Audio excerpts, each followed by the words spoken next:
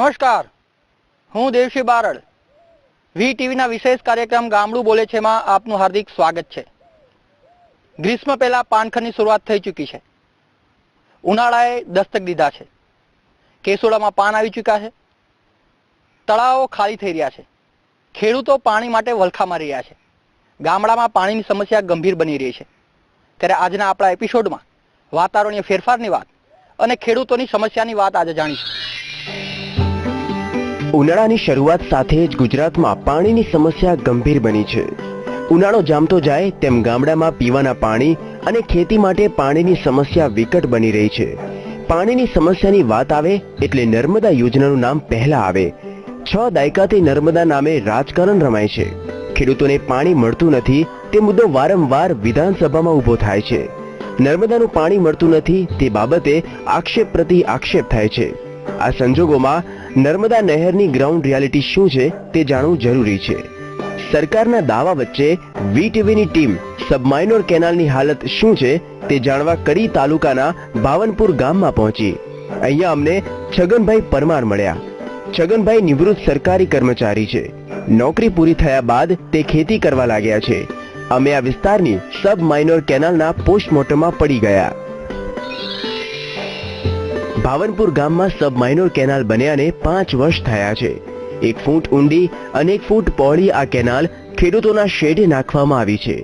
સરકારના પ્લાનિંગ મુજબ નેકના માધ્યમથી નર્મદાનું પાણી ખેડૂતના ખેતરમાં પહોંચવાનું હતું. આ માઇનોર કેનાલ બની ગયાને 5 વર્ષ થયા. સરકારે કરોડો રૂપિયાનો ખર્ચ કર્યો પણ પાણી ન આવ્યું. કેનાલ બની અને તૂટી પણ ગઈ છે. ખેડૂતો પાણી માટે વલખા મારી રહ્યા છે. સરકારના કરોડો રૂપિયા પાણીમાં ગયા. અધિકારીઓએ કાગળ પર મોટા પ્રોજેક્ટ બનાવ્યા. આજે ગ્રાઉન્ડ ઝીરો પર રિયાલિટી જુદી જ જોવા મળે છે. નર્મદા યોજના પાછળ કરોડો અને અબજો રૂપિયા ખર્ચવા પછી પણ શા માટે સફળતા મળતી નથી, ગ્રાસરૂટ તું નથી, એ જાણવું હોય તો તમારે ખેતરમાં જઈને જોવું પડે. કાગળ ઉપર તો અનેક યોજના બની જાય છે, પરંતુ ગ્રાસરૂટ રિયાલિટી શું છે એ આજે અમે તમને જણાવીશું. આ જે મિની માઇનોર કેનાલ છે એ છે ભાવનપુર ગામની મિની માઇનોર કેનાલ છે. અને આ કેનાલનો ઉદ્દેશ્ય એ છે કે નર્મદામાંથી જે પાણી નીકળે છે સબ માઇનોર કેનાલ દ્વારા એ મિની માઇનોર કેનાલ થ્રુ આવે છે અને ખેડૂતના ખેતર સુધી જાય છે. અને એના થ્રુ ખેડૂતોને પાણી આપવાનું એક પ્લાન છે. પરંતુ હકીકત એ છે કે આ જે મિની માઇનોર કેનાલ છે જે ખેડૂતોના ખેતરમાં છે એ બંધ હાલતમાં છે. એટલે કે આ કેનાલ 5 વર્ષ પહેલા બનેલી છે અને 5 વર્ષ પછી પણ એનું કોઈ નિરાકરણ આવ્યું નથી. અહીંયા પાણી આવ્યું નથી અને માત્ર ને માત્ર આ રીતે ખર્ચ, અબજો રૂપિયાના ખર્ચ પછી પણ એ રીતે માત્ર ને માત્ર શોભાના ગાંઠિયા જેવી છે. ખેડૂતો બહારથી પોતાના ખર્ચે પાણી લઈ આવી રહ્યા છે. અને એનો આ જગતો જાગતો દાખલો એ છે કે અત્યારે જે તમે ઘઉં જોઈ રહ્યા છો લીલાછમ છે, પોતાના ખર્ચે છે, સરકારના ખર્ચે નહીં. કારણ કે સરકારની જે આ લાઈન જે મિની માઇનોર કેનાલ છે એ તૂટી ગયેલી છે. આમ શા માટે બન્યું છે એ જાણવા માટે અહીંના ખેડૂતને આપણે વાત કરીએ છીએ કે આ કેનાલનો ઉદ્દેશ શું હતો અને આની વર્તમાન સ્થિતિ શું છે. પરમાર સાહેબ, જરા એ કહેશો કે અત્યારે આ કેનાલ જે બનાવવામાં આવી હતી આનો ઉદ્દેશ શું હતો અને કેટલા એરિયાની અંદર આનું પાણી જવાની પ્લાન હતો? આ નર્મદા એટલા માટે નાખવામાં આવી હતી, અમારા ખેતરના છેડા ઉપર નાખવામાં આવી હતી.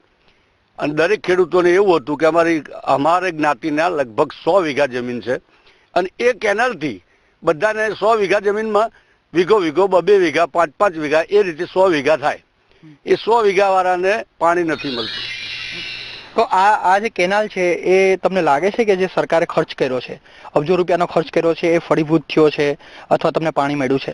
ફળીભૂત થયો હોય તો આ પરિસ્થિતિ આવે જ નહીં. કારણ કે ફળીભૂત થયો હોત તો કેનાલની જે હાલ પરિસ્થિતિ દેખાય છે એ હોય નહીં. અને એ જો સારી હાલતમાં હોત તો પાણી આવ્યું હોત.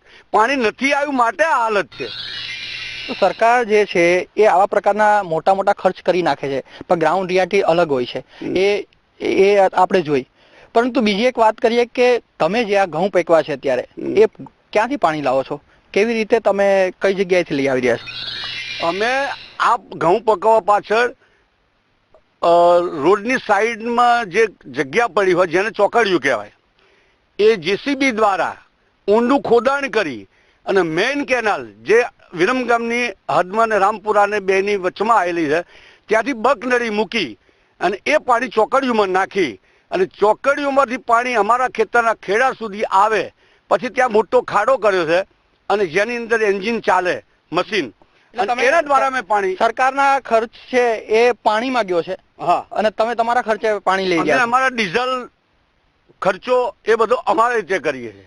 છતાંય નર્મદા વાળા એવું કહે છે કે ફોર્મ ભરો, ફોર્મ નહીં ભરો તો કેનાલમાંથી પાણી મળશે નહીં. હકીકતમાં કાયદેસરનું ફોર્મ અમે ભરીએ છીએ. નર્મદા નિગમે જે કરવું જોઈએ એ કરતા નથી અને વધારાની ધમકીઓ આપે છે અને પૈસા લે છે. પૈસા તો લેશે જ કે ફોર્મ ભર્યાવાના કોઈએ પાણી નહીં, મશીનથી કે ડાયરેક્ટ, પણ પાણી લેવાનું નહીં. ફોર્મ ભરાવે છે અને 300 રૂપિયા બીજા લે છે. અહીંયા તમને રિયાલિટી નર્મદા નિગમની અને સરકારની જોવા મળે છે. સરકાર વિધાનસભામાં વારે વારે કહી છે કે નર્મદા યોજનાનું કામ આટલા વર્ષમાં પૂરું થશે, આટલા સમયમાં પૂરું થઈ જશે. કાગળ ઉપર યોજના એવી સારી છે કે ગુજરાતના દરેક નાગરિકને ગૌરવ થાય કે નર્મદાને લીધે ઘણું બધું થઈ રહ્યું છે અને ગામે ગામ પાણી પહોંચ્યું છે. પણ રિયાલિટી કંઈક અલગ જ છે. આ પાણીની અંદર આ જે ખર્ચ કરવામાં આવ્યો છે, સરકારે ખર્ચ કર્યો, કરોડો રૂપિયાનો ખર્ચ પાણીમાં ગયો છે. આજથી 50 વર્ષથી જે ખર્ચ થઈ રહ્યો છે એ પાણીમાં જઈ રહ્યો છે. અને આવી જે સ્થિતિ છે એ આ સ્થિતિ અધિકારીઓ અને સરકારને દેખાતી નથી. અને આને કારણે પ્રજાના હવે પછીના બી પૈસા છે, કરોડો રૂપિયા પાણીમાં જતા રહેશે. નર્મદા કેનાલમાં પાયાનું કામ માઇનોર અને સબ માઇનોર કેનાલનું છે. કરોડો રૂપિયાના ખર્ચ પછી નર્મદાનું પાણી ખેડૂતના શેઢે પહોંચાડવાનું હોય તો આ બંને કેનાલના નેટવર્કને મજબૂત કરવું જરૂરી છે. નર્મદા પ્રોજેક્ટમાં ટોટલ 74,626 કિલોમીટરનું નેટવર્ક ઊભું કરવાનો પ્લાન છે. આ પ્લાનમાં માઇનોર અને સબ માઇનોરની લંબાઈ 56,613 કિલોમીટર છે. આમ સૌથી મહત્વનું નેટવર્ક આ નાની કેનાલ છે. છેલ્લા 60 વર્ષમાં માત્ર 20,666 કિલોમીટરની માઇનોર અને સબ માઇનોર કેનાલ બની છે. આ સ્થિતિ જાણ્યા બાદ કહી શકાય કે નર્મદા યોજના અત્યારે કાગળનો વાઘ છે. 20 ચોરસ કિલોમીટરની માઇનોર અને સબ માઇનોર કેનાલ બની છે તે પણ આવી રીતે તૂટી ગઈ છે. હવે આ સ્થિતિમાં કોને કહેવું તે સમજાતું નથી. વિધાનસભામાં કેનાલ અને ખેડૂતોના નામે હોબાળા થાય છે. હવે નેતાઓએ વિધાનસભાની પરિસરમાંથી બહાર નીકળીને ગ્રાઉન્ડ પર જવાની જરૂર છે. સબ માઇનોર કેનાલની સ્થિતિ જાણ્યા બાદ અમે કેનાલ વિશે વધારે જાણવાનું નક્કી કર્યું. ગામમાં અમને કેનાલને કિનારે બેફામ પાણીનો બગાડ જોવા મળ્યો. આ સ્થિતિ જોઈને થોડું દુઃખ થયું. એક બાજુ પાણી માટે ખેડૂતો આંદોલન કરે છે, ત્યારે બીજા ખેડૂત ભાઈઓ પોતાને મળેલા પાણીના વ્યય કરી રહ્યા છે. આ વિરોધાભાસ થોડો અજુગતો હતો. આ ખેતરમાં પાણીની બગાડ સ્પષ્ટ જોઈ શકાય છે. પાણી બહાર નીકળી રહ્યું છે તેમ છતાં ખેડૂતો તસદી લેતા નથી. આ ગંભીર બાબત છે. બગાડ કરનારને અમે મળીને તેમની વાત જાણવા માંગતા હતા, પણ તેઓ અમને મળ્યા એટલે અમે ફરીવાર છગનભાઈ પાસે પહોંચ્યા. પાણી બગાડની સ્થિતિ જાણી. કે આ જે તમને દેખાય છે એ પાક માટે લીધેલું પાણી છે, બરાબર. હવે જે મોટી કેનાલ છે એની પેલી બાજુ જાઓ તો એ વેસ્ટેજ છે. કોઈ પાક નહીં, કોઈ ઘઉં નહીં, કોઈ મતલબ કે પાક નથી. છતાં એ પાણી તલાવડામાં ભરવામાં આવે છે. પેલી બાજુ તલાવડામાં આવેલું.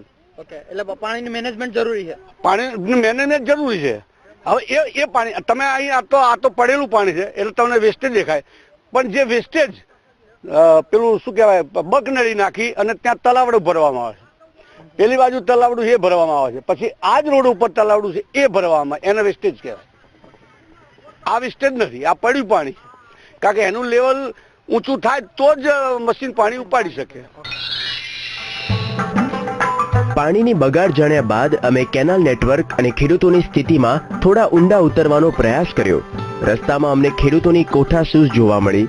માઇનોર કેનાલમાંથી પાણી ખેંચવા માટે સામાન્ય રીતે મશીનની જરૂર પડે છે, પણ અહીંયા ખેડૂતોએ સાયન્સના કોઈ અજાણા નિયમનો અજાણતા જ ઉપયોગ કરીને વગર મશીને પાણી ખેતર સુધી પહોંચાડતા જોવા મળ્યા. ખેડૂતોએ પાઇપલાઇનને એવી રીતે ગોઠવી હતી કે એની મેળે પાણી ખેતરમાં પહોંચે. વિજ્ઞાનનો એક બહુ જાણીતો નિયમ છે, આઘાત અને પ્રત્યાઘાત સરખા અને સામસામી દિશાના હોય છે. આ રામપુરા કેનાલની અંદર આ નિયમ લાગુ પડે છે કે નહીં એ તો ખ્યાલ નથી, પરંતુ કોઠાસૂઝની દ્રષ્ટિએ એક મહત્વની વસ્તુઓ, આવા વિજ્ઞાનના કેટલાક નિયમો કદાચ લાગુ પડતા હોઈ શકે. એ અહીંયા અમે તમને બતાવવા માંગીશું.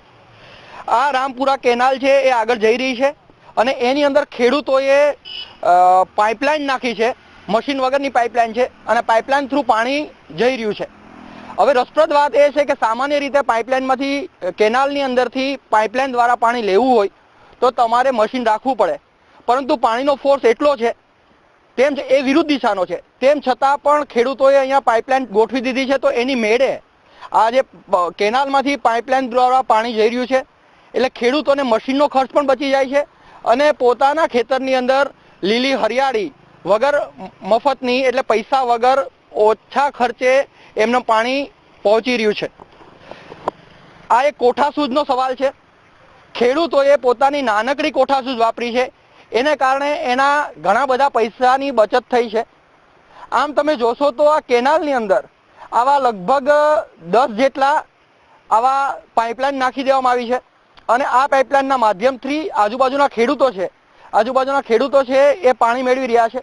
આમ પાણી આ કેનાલથી જઈ રહ્યું છે. આટલું ફોર્સફુલી પાણી છે કે એ ફોર્સને કારણે અંદર પાઇપલાઇનની અંદર પાણી જાય છે અને ત્યાંથી ખેતરમાં પહોંચે છે.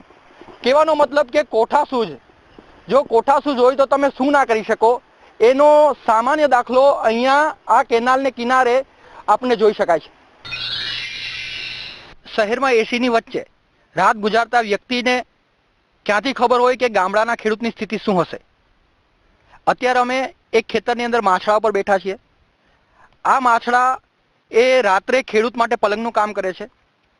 પોતાના ખેતરના સંરક્ષણ માટે ખેડૂત અહીંયા આખી રાત વિતાવે છે અને થોડો સમય આરામ હોય ત્યારે આ માછડાને પલંગ તરીકે ઉપયોગ કરી અને ઊંઘ ખેંચી લે છે.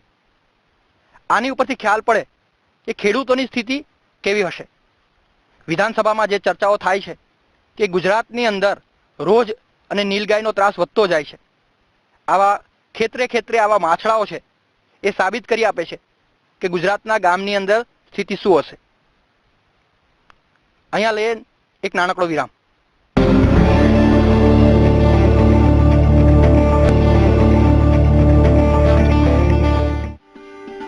નર્મદાનું પ્રકરણ પૂરું કરીને અમારી ટીમ આગળ વધી.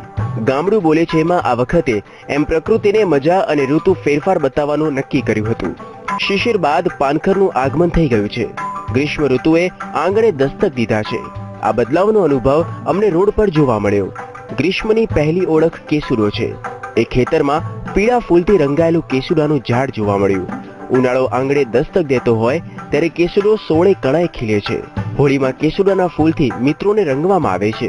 થોડા દિવસ પછી ગામડાના લોકો કેસુડાના રંગથી ખેલશે. દરેક વૃક્ષ એક મેસેજ આપે છે. કેસુડામાં ફૂલ આવે ત્યારે સમજી લેવું કે ઉનાળાની શરૂઆત થઈ ગઈ છે.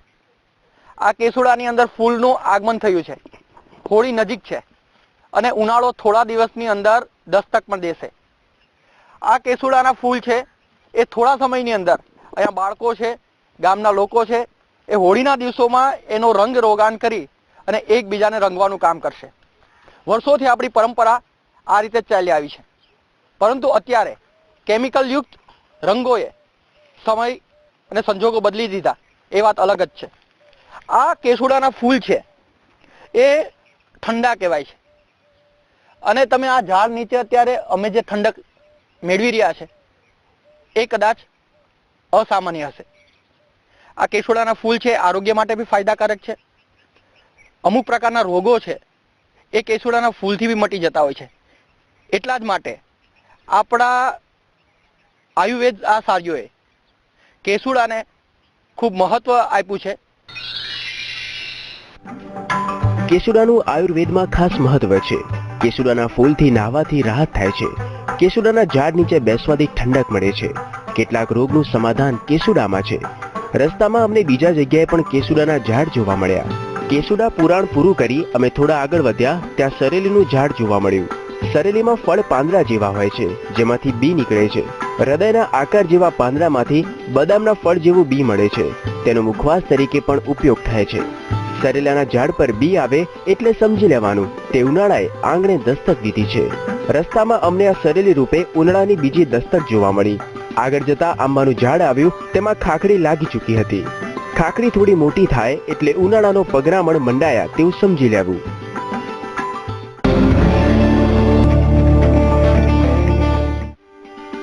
પ્રકૃતિના પરિવર્તન પાસ કરી અમે થોળ તળાવ તરફ આગળ વધ્યા.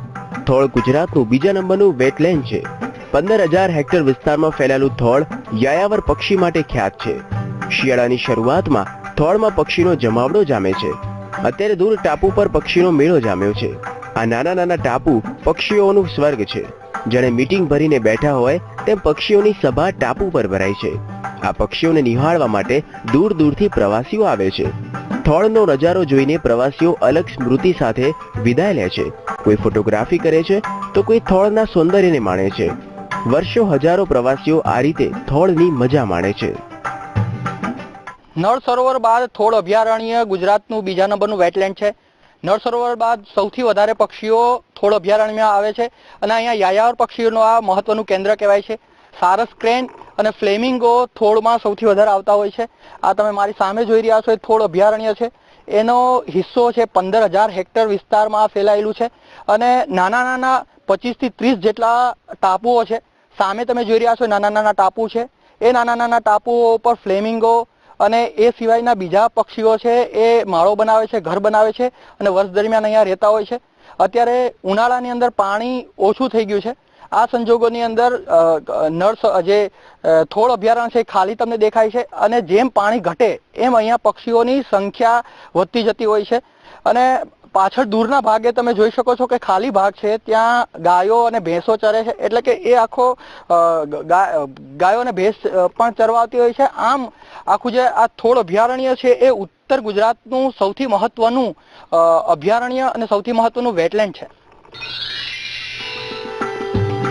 થોળ અભયારણ્યમાં 25 થી 30 જેટલા નાના નાના ટાપુ છે. આ ટાપુ પક્ષીઓના રહેવા માટે અને શાંતિથી સમય પસાર કરવા માટેના મહત્વના કેન્દ્ર છે. વચ્ચે પાણી આવી જતું હોવાથી પક્ષીઓને પણ કોઈ ડિસ્ટર્બન્સ થતું નથી. પાણીની સાથે લીલા ટાપુ વચ્ચે પક્ષીઓ શાંતિ અનુભવે છે. પક્ષીઓની સાથે આ ટાપુ પશુઓ માટે ચારો પણ પૂરો પાડે છે. ભેંસ, ગાય અને ઘેટા નાના નાના ટાપુ પર પોતાનો ખોરાક મેળવે છે. પાણીની વચ્ચે આરામથી ચરતી ગાયો ભેંસ જોઈને તમારી આંખને પણ ટાઢક મળે છે. ઉનાળાની શરૂઆત થઈ ગઈ છે. થોળ તળાવમાં પણ ઉનાળાની અસર દેખાય છે. તળાવમાં પાણી ઓછું થઈ રહ્યું છે. માટીની આ તિરાડો સાબિત કરી આપે છે કે દિવસો બાદ મોટા ભાગનું તળાવ ખાલી થઈ જશે. ત્યારે તળાવના ચારા પર નખાતા પશુઓએ બીજી જગ્યા શોધવી પડે. પણ ઓછા પાણીનો પક્ષીઓને ફાયદો થવાનો છે. જેમ પાણી ઘટે તેમ પક્ષી વધારે ખોરાક મેળવી શકે છે. થોળ તળાવ ભલે અમદાવાદને અડીને આવ્યું હોય પણ પ્રકૃતિ સંપદાની દ્રષ્ટિએ લોભામણું છે. દેશી બાવળના ઝાડ તમને કોઈ ગાઢ જંગલનો અહેસાસ કરાવે છે. પાણીની ચારે બાજુ ઊંચા બાવળના ઝાડ જોઈ એટલું કહી શકાય કે પ્રકૃતિ અહીંયા ખોબલે ખોબલે ઘણું બધું આપ્યું છે. અંતે તળાવને કિનારે નિર્જીવ રીતે પડેલું વૃક્ષ જોઈને રેફ્યુજી ફિલ્મની યાદ આવી જાય છે. આ ફિલ્મનું ગીત છે પંથી નદિયા એ પવન કે કોઈ સરહદ ઉને ના રોકે. આજે આપણે જોયું પાનખરથી ગ્રીષ્મ તરફનું પ્રયાણ કેવું હોય છે. નર્મદા યોજનાની અંદર ક્યાં ચૂક છે? કરોડો રૂપિયાનો ખર્ચ પછી પણ યોજના અને પાણી બંને ખેડૂત સુધી કેમ ના પહોંચ્યા? આજના દિવસ માટે બસ આટલું જ. નેક્સ્ટ એપિસોડમાં બીજા ગામમાં બીજા ઇસ્યુ સાથે આપણે મળીશું. કેમેરામેન સિદ્ધાર્થ આચાર્ય સાથે દેવશી બારડ, વીટીવી.